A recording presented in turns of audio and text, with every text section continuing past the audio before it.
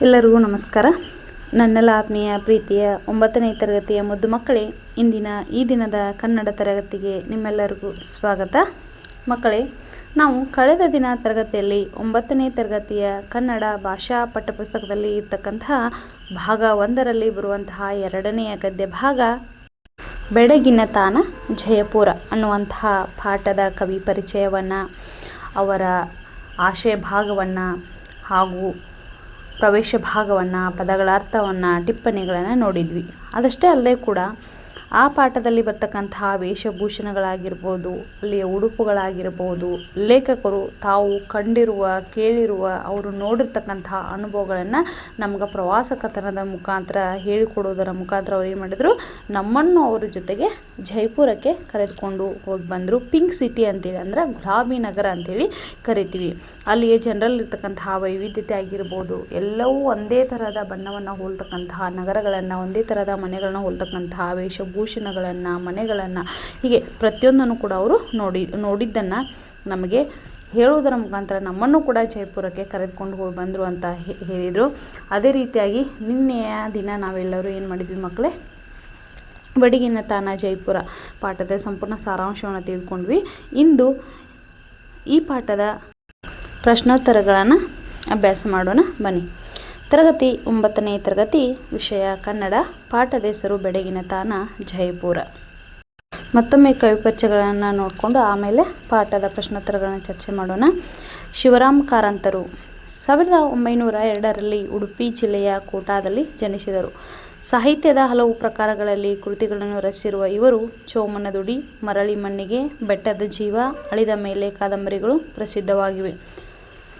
ಹಸಿವು, ಹಾವು, ಕವಿ, ಕರ್ಮ ಕಥಾ ಸಂಕಲನಗಳನ್ನು, ರಾಷ್ಟ್ರಗೀತ, ಸುಧಾಕರ ಮತ್ತು ಸಿರ್ಗವನಗಳು ಕವನ ಸಂಕಲನಗಳನ್ನು ರಚಿಸಿದ್ದಾರೆ.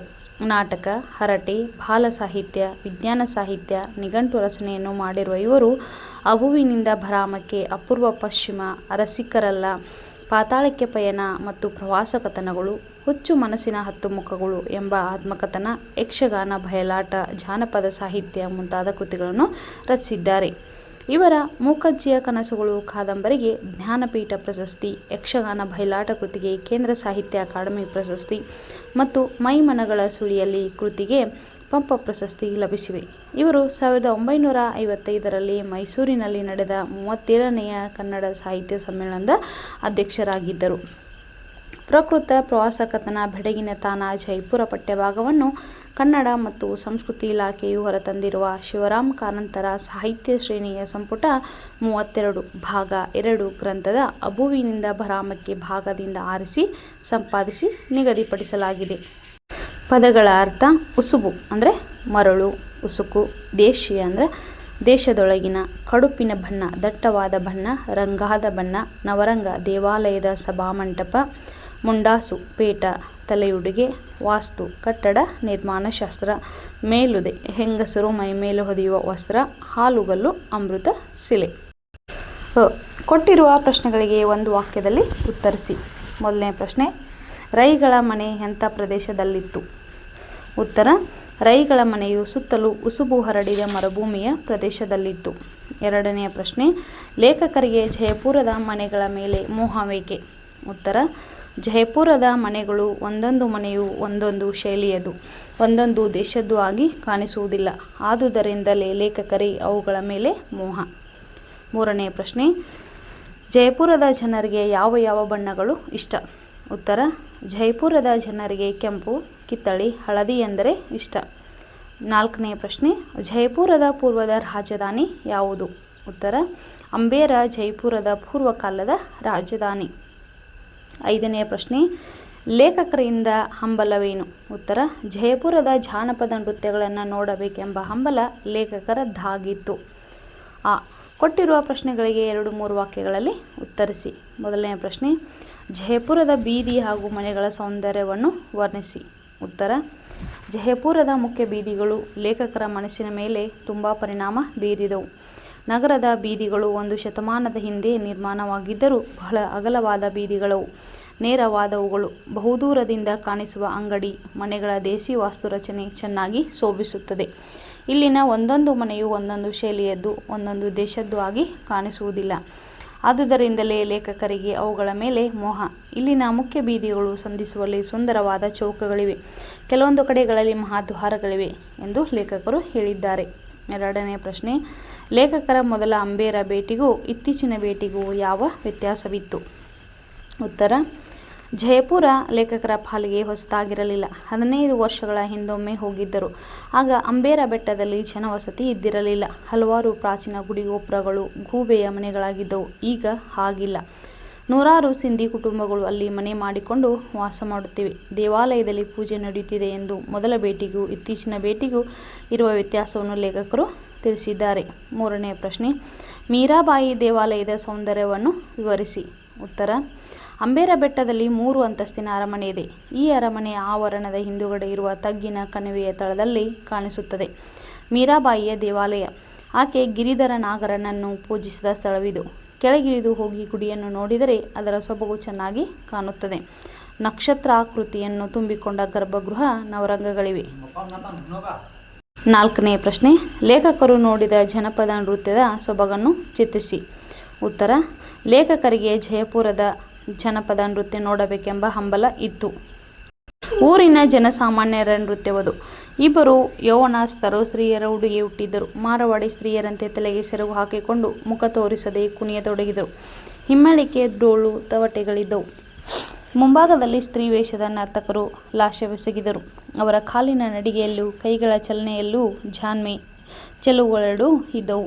ಅವರ ಜೊತೆಗೆ 3-4 ಹುಡುಗರು ನಿತ್ಯದ ಉಡುಗೆಯಲ್ಲಿ ಕುಣಿದಾಡಿದರು. ಆ ನೋಟವನ್ನು ನೋಡುವುದಕ್ಕೆ ಮೆರವಣಿಗರು ಬಂದು ಕಲೆತರು. ಇದೇ ಜಯಪುರದ ಜನಪದ ನೃತ್ಯದ ಸೊಬಗು. ಈ ಕೊಟ್ಟಿರುವ ಪ್ರಶ್ನೆಗಳಿಗೆ 5 ವಾಕ್ಯಗಳಲ್ಲಿ ಉತ್ತರಿಸಿ. ಮೊದಲನೇ ಪ್ರಶ್ನೆ, ಜಯಪುರದ ಜನರಿಗೆ ಬಣ್ಣಗಳ ಬಗೆಗೆ ಇರುವ ಮೋಹವನ್ನು ತಿಳಿಸಿ. ಉತ್ತರ: ಜಯಪುರ ಬಣ್ಣಗಾರರ ತವರೂರು. ಬಣ್ಣ ಹಾಕುವ ಕುಶಲಿಗರು ಈ ಊರಿನಲ್ಲಿ ಬಹಳ ಮಂದಿ ಇದ್ದಾರೆ. ಬಣ್ಣದ ಮೋಹವಿರುವ ಜನರು ಬಹಳ ಇದ್ದಾರೆ. ಗಿಡ ಮರಗಳಿಲ್ಲದ ಸ್ಥಳದಲ್ಲಿ ವಾಸಿಸುವ ಜನರಿಗೆ ಕಣ್ಣಿನ ತನಿವು ಹೇಗೆ ಬರಬೇಕು? ಆದ್ದರಿಂದಲೇ ಇಲ್ಲಿನ ಜನರು, ಅದರಲ್ಲೂ ಹೆಂಗಸರು, ರಂಗುರಂಗಿನ ಲಂಗ, ಪಾಯಿಜಾಮ, ಸೀರೆ, ರವಿಕೆ, ಮೇಲುದೆ ತೊಡುವ ಅಭ್ಯಾಸದವರು. ಅದರಲ್ಲೂ ಕೆಂಪು, ಕಿತ್ತಳೆ, ಹಳದಿ ಎಂದರೆ ಪ್ರಾಣ. ನಿತ್ಯವೂ ಹೋಳಿ ಹುಣ್ಣಿಮೆ ಮಾಡುವವರಂತೆ ಬಣ್ಣದ ಚೆಲ್ಲಾಟ. ಅವರ ಬಟ್ಟೆಗಳಲ್ಲಿ ಗಂಡಸರು ರಂಗುರಾಯರೇ. ಅವರ ಪಂಚೆ ಅಂಗಿಗಳಲ್ಲಿ ರಂಗು ಕಾಣಿಸದಿದ್ದರೂ ಮುಂಡಾಸಿನ 30 ಮೊಳಗಳಲ್ಲಿ 300 ಬಣ್ಣಗಳನ್ನು ಮೆರೆಸುವುದುಂಟು. ಆದ್ದರಿಂದ ಜಯಪುರದ ಜನರಿಗೆ ಬಣ್ಣಗಳ ಬಗೆಗೆ ಬಹಳ ಮೋಹವೆಂದೇ ಹೇಳಬಹುದು. ಎರಡನೇ ಪ್ರಶ್ನೆ, ಅಂಬೇರ ಬೆಟ್ಟದ 3 ಅಂತಸ್ತಿನ ಅರಮನೆಯ ಒಳಾಂಗಣ ಚೆಲುವನ್ನು ತಿಳಿಸಿ. ಉತ್ತರ: ಅಂಬೇರ ಬೆಟ್ಟದಲ್ಲಿ 3 ಅಂತಸ್ತಿನ ಅರಮನೆ ಇದೆ. ಈ ಅರಮನೆಯ ಮೊದಲ ಅಂತಸ್ತಿನಲ್ಲಿ ಪುಟ್ಟ ದೇವಾಲಯವಿದೆ. ಈ ಪುಟ್ಟ ಮಂದಿರವು ಚಿತ್ರ ಕೆಲಸಗಳಿಂದ ಕೂಡಿದ ಹಾಲುಗಲ್ಲಿನ ರಚನೆಯಾಗಿದೆ. ಗೋಡೆಗಳೆಲ್ಲವೂ ಹಾಲುಗಲ್ಲಿನವೇ. ನೆಲವೂ ಅದರದ್ದೇ. ಸ್ತಂಭಗಳು ಅವುಗಳದ್ದೇ. ಗುಡಿ ಚಿಕ್ಕದಾಗಿದ್ದರೂ ಶಾಂತವಾಗಿ ಕಾಣಿಸುವ ಮಂದಿರ. ಗುಡಿಯ ವಿಗ್ರಹ ಮಾತ್ರ ಆಕಾರ ಹಾಗೂ ಅಲಂಕಾರಗಳಿಂದ ಅಷ್ಟೊಂದು ಶೋಭಿಸದು. ಎರಡನೇ ಅಂತಸ್ತಿನಲ್ಲಿ ದೊಡ್ಡದೊಂದು ಸಭಾಂಗಣ ಇದೆ. ಇದು ವಿಶಾಲವಾದ ಹಾಲುಗಲ್ಲಿನ ರಚನೆ. ಅದರ ಛಾವಣಿ ರಜಪೂತಾನದ ಶೈಲಿಯ ಕಮಾನು ಮತ್ತು ಕಂಬಗಳು ತುಂಬ ಲಲಿತವಾಗಿದ್ದು ಪರಸ್ಪರ ಹೊಂದಿಕೊಂಡು ಈ ರಚನೆಗೆ ಚೆಲುವನ್ನು ನೀಡಿವೆ. ಮೂರನೇ ಅಂತಸ್ತಿನಲ್ಲಿ ರಾಜರ ಅಂತಃಪುರ ಇದೆ. ಇಲ್ಲಿನ ಕೆಲವು ಭಾಗಗಳಲ್ಲಿ ಚಂದ್ರಕಾಂತ ಶಿಲೆಯ ಸುಂದರ ಮಂಟಪಗಳಿವೆ. ಶಿಲೆಯನ್ನು ಕೆತ್ತಿ ಬಣ್ಣದ ಕಲ್ಲುಗಳಿಂದ ಕೊರೆದು ತುಂಬಿಸಿದೆ.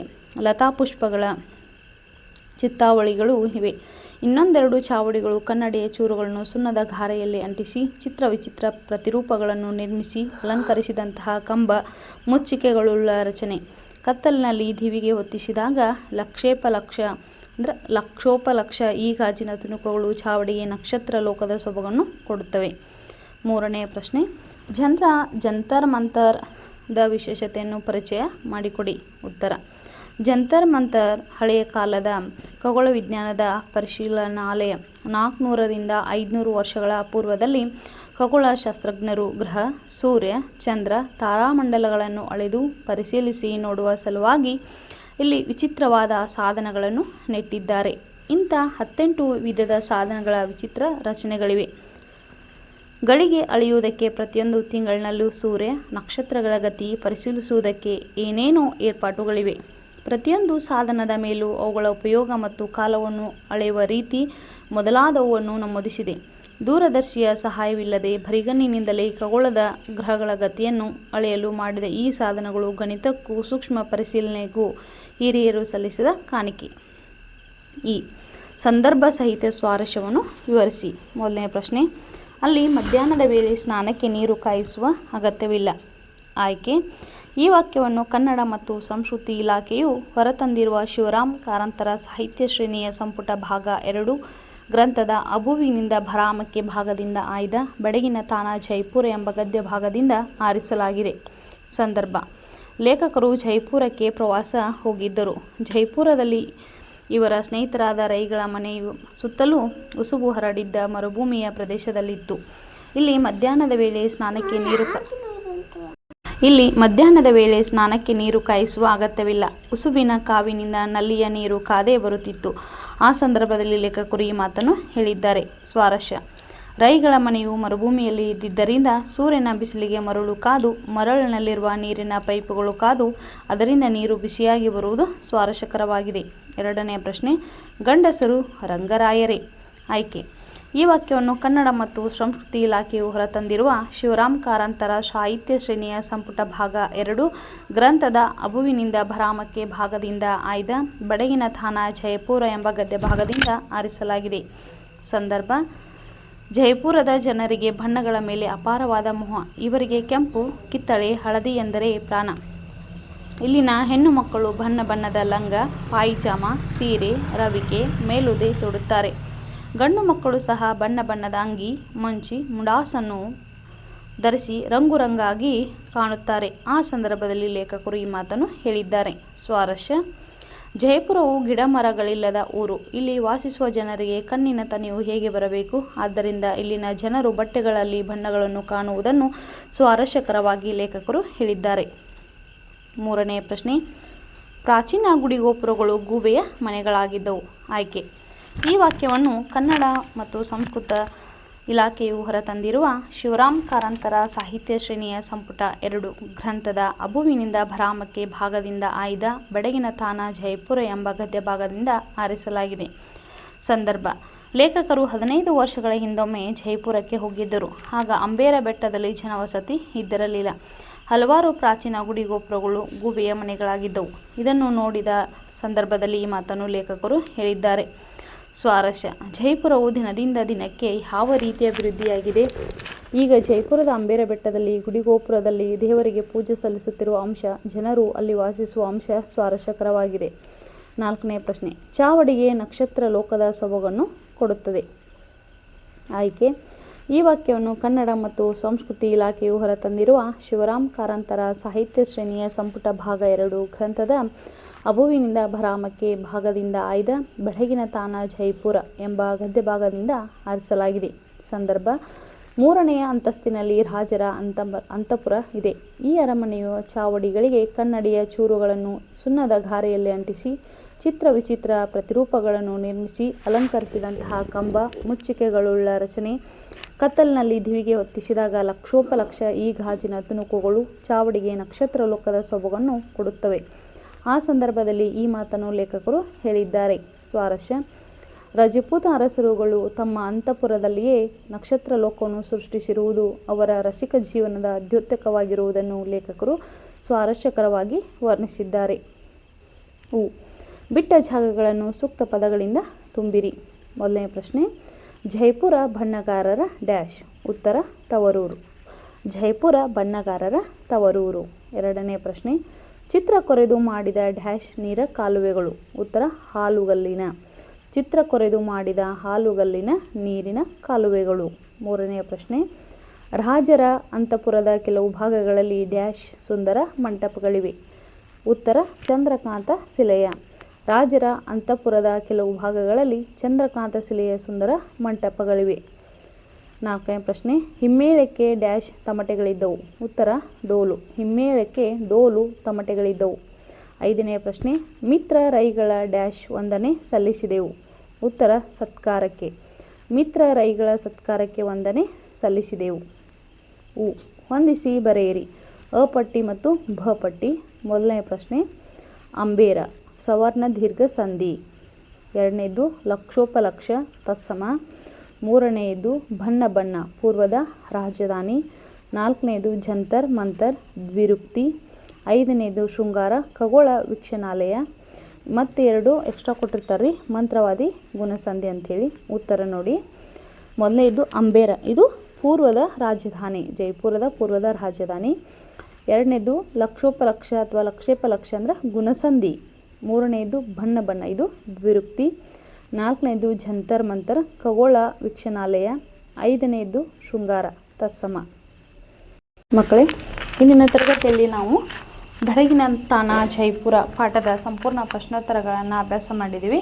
ನಾಳೆಯ ದಿನ ತರಗತಿಯಲ್ಲಿ ಮುಂದುವರೆದ ಭಾಗವನ್ನು ಅಂದರೆ ಮತ್ತೊಂದು ಭಾಗವನ್ನು ಪಾಠವನ್ನು ಅಭ್ಯಾಸ ಮಾಡೋಣ ಅಂತ ಹೇಳ್ತಾ ಇಂದಿನ ತರಗತಿಗೆ ವಿರಾಮವನ್ನು ನೀಡ್ತಾ ಇದ್ದೀನಿ. ಎಲ್ಲರಿಗೂ ನಮಸ್ಕಾರ.